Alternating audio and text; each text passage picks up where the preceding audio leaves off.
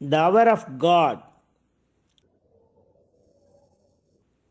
There are moments when the Spirit moves among men, and the breath of the Lord is abroad upon the waters of our being. There are others when it retires and men are left to act in the strength or the weakness of their own egoism. The first are periods when even a little effort produces great results and changes destiny.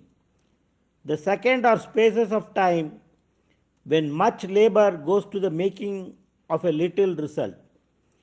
It is true that the latter may prepare the former, maybe the little smoke of sacrifice going up to heaven, which calls down the rain of God's bounty.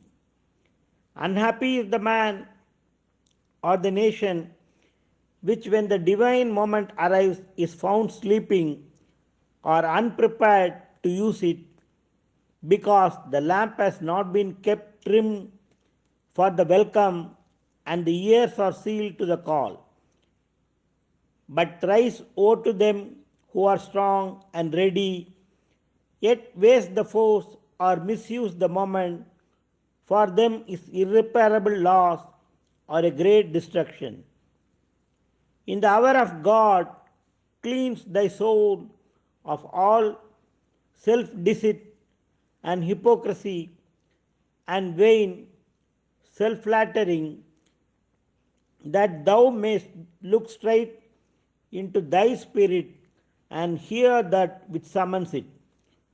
All insincerity of nature, once thy defense against the eye of the master and the light of the ideal, becomes now a gap in thy armor and invites the blow.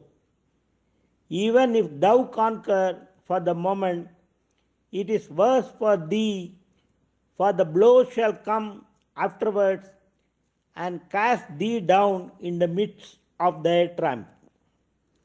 But being pure, cast aside all fear, for the hour is often terrible, a fire and a whirlwind and a tempest, a dreading of the winepress of the wrath of God.